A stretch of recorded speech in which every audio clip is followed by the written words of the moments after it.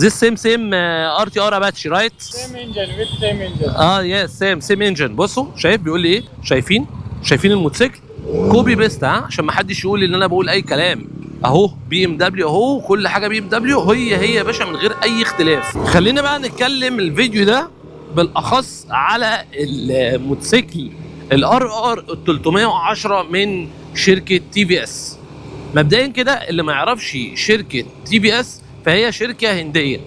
الشركه دي يعتبر من اكتر الشركات اللي بتبيع موتوسيكلات في الهند وفي بقيه الدول بنسب معينه، ولكن خليني اقول لك ان الانتاج الشركه دي قوي جدا. غالبا يعني في عندهم مصنع واحد بينتج 3 مليون موتوسيكل في السنه. طيب يا سيدي، الموتوسيكل اللي انا هكلمك عنه النهارده، وافضل ان عمرو ينزل لكم حلقه كامله على الموتوسيكل ده او ريفيو كامل على الموتوسيكل ده، وهو تجربه القياده. ليه؟ لان انا الموتوسيكل اللي انتم شايفينه ان انا سايقه ده هو ده الار ار ال 310 سي اباتشي. مبدئيا كده لازم تبقى عارف حاجه زي ما انت شايف كده. ادي يا باشا البقره او الجاموسه ماشيه في كل عنطزه في الشارع ومفيش اي حاجه يشغلها، وان شاء الله لو وقفت وعدت الشارع كلنا نقف ونستناها. ده حاجه جنب الفيديو. تمام. طيب مبدئيا كده بما ان احنا دلوقتي في رحله قياده يعني من شركه تي في اس، وان احنا بقى فرصه ان احنا بنجرب الموديل وبنمشي بيه مسافات، فخليني اقول لك شويه اوبشنز عن الموتوسيكل اللي انا قاعد عليه ده دلوقتي، وهو اصلا نازل لمين ومين السن اللي هيدور على الموتوسيكل ده.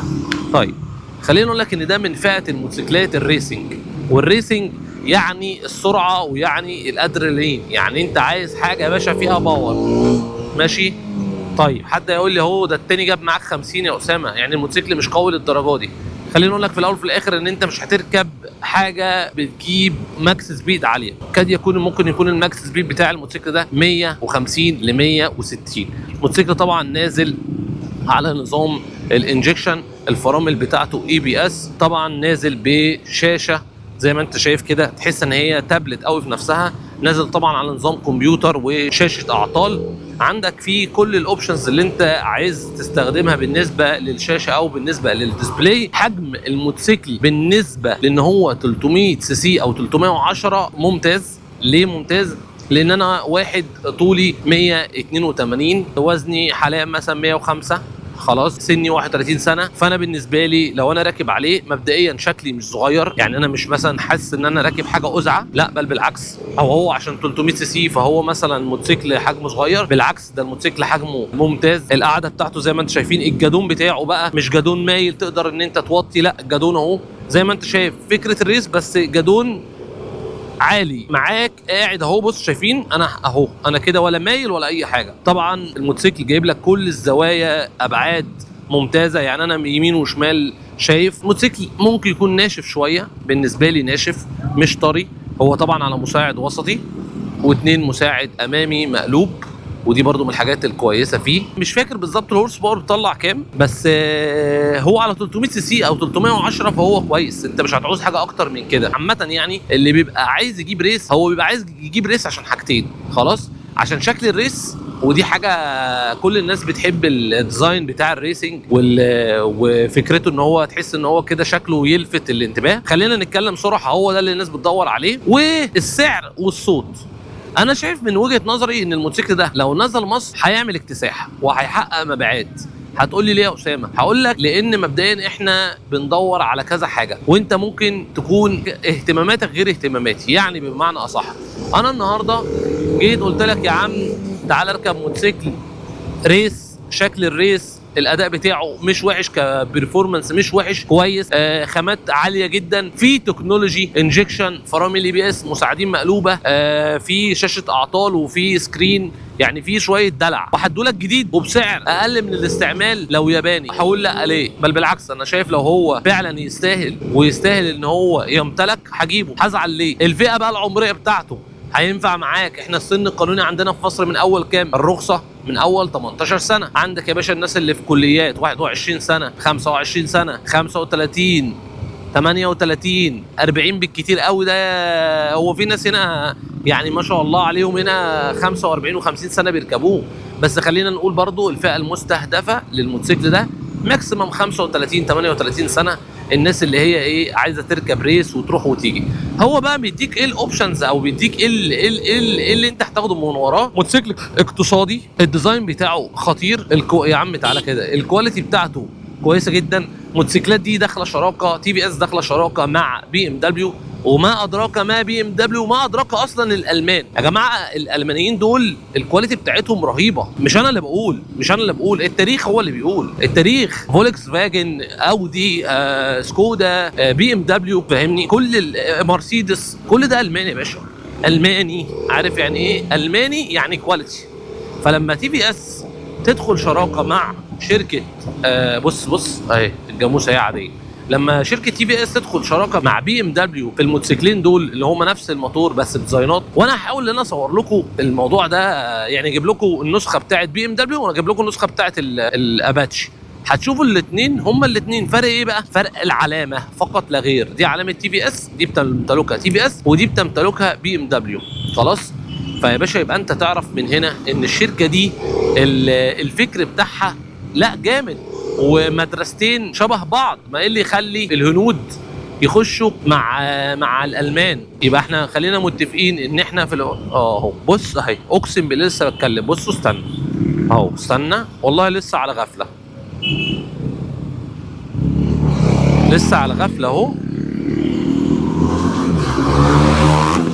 لسه على غفله. عايز اشوف واحد بتاع بي ام دبليو ورا، والله العظيم 3 ورا اهو. هو الار تي ار، هو اخوه بس. انا عايز بس اهو، شايف ده الار تي ار الاباتشي ده، هو ورا الراجل راح فين مش عارف، اختفى اهو يا عم اهو. بصوا ده، بصوا اهو بي ام دبليو اهو، شايف يا باشا؟ بي ام دبليو هو الار تي ار ال 310 كوبي بيست الاختلاف بس في الشكل. بص اهو نفس الستايل. اوكي اتس جود. This same RTR Apache right? Yes. Good. Same engine with same engine. yes same engine. بصوا شايف بيقول لي ايه؟ اوكي ثانك يو. شايفين الموتوسيكل كوبي بيست، عشان ما حدش يقول ان انا بقول اي كلام. اهو بي ام دبليو اهو، كل حاجه بي ام دبليو هي يا باشا من غير اي اختلاف.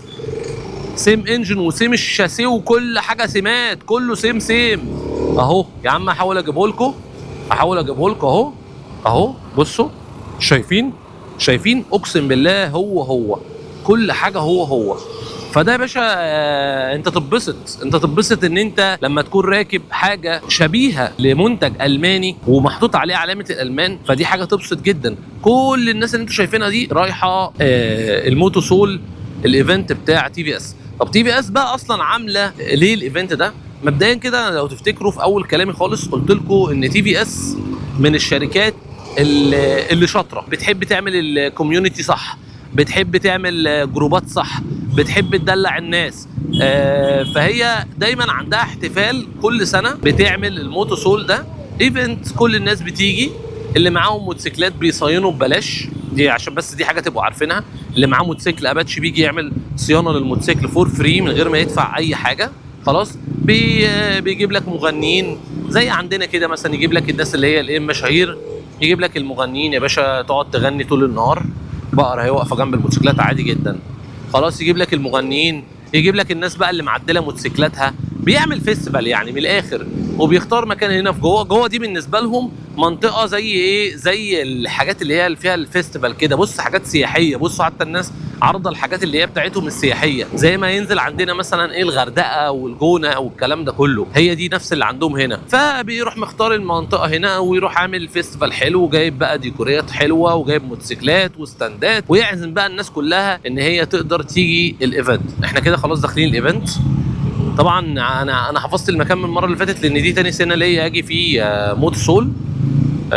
طبعا بصراحه عايز اشكر عز العرب ان هو يعني بصراحه دي تاني مره يديني الفرصه ان احنا نيجي الهند وننقل الثقافه ونوري الناس دايما ايه اللي بيحصل وايه الجديد، بينقل الرؤيه. يعني انا مثلا انا بالنسبه لك المرايه اللي ممكن اصور واوري لك كمشاهد وتتفرج وتشوف اللي بيحصل عموما. طبعا هم شكرا جدا ان هم دايما الرعاه للحته دي، وطبعا دي حاجه تشرفني ان انا اكون شغال مع توكيل كبير زي عز العرب. يعتبر كده الرايد خلصت. دي الدخله كده بتاعت موتو سول. الايفنت نفسه. على فكره بقى كل الايفنتات بتبقى في الجنب ده، يعني برضو انا فاكر السنه اللي فاتت كان في برضو هنا انديان بايك ويك، برضو في ايفنت تاني هنا اهو. انديان بايك ويك ده ايفنت مختلف غير بتاع موتوسول.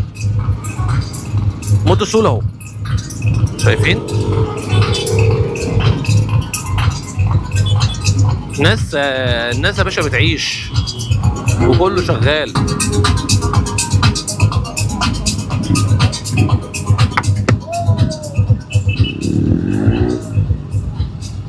زي ما انتم شايفين، بصوا بقى الدنيا، لا لا لا لا لا ظابطين الدنيا جامد. شايفين يا جماعه؟ انا عارف ان ده هيبقى جديد. نو انا شايف ان الناس هتبقى الموضوع بالنسبه لها جديد او غريب شويه، بس هوريكم كل حاجه بالتفاصيل. بصراحه الموضوع جامد جامد جامد يعني. ده بقى الجزء اللي كنت بكلمكم عليه بتاع الصيانه، ان اي حد يقدر يجي هنا لو معاه موتوسيكل تي في اس، يقدر ان هو يجي يصين الموتوسيكل بتاعه فور فري ادام انت مالك للايه، للتي في اس يا باشا. عيش حياتك يا باشا. وبكده احنا خلصنا اليوم بتاع النهارده بالنسبه للرايد. وده الشكل بتاع ال 310 الار ار. وقولوا لي ايه رايكم في الموتوسيكل ده. واهو هيثم اهو، ايه رايك في ايه رايك في الرولين ده؟ جامد جدا. جامد ها؟ مريح يعني بشكل ايه ده؟ طبيعي. لا لا جامد. وانجكشن، والله انجكشن والله.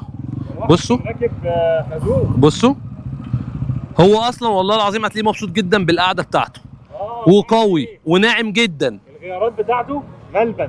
شفتوا؟ ملبن. عيب عليكم يا رجاله. بصوا بقى اللون الجديد ده في الاباتشي. بصوا اللون خطير. هلو. يلا سلام عليكم.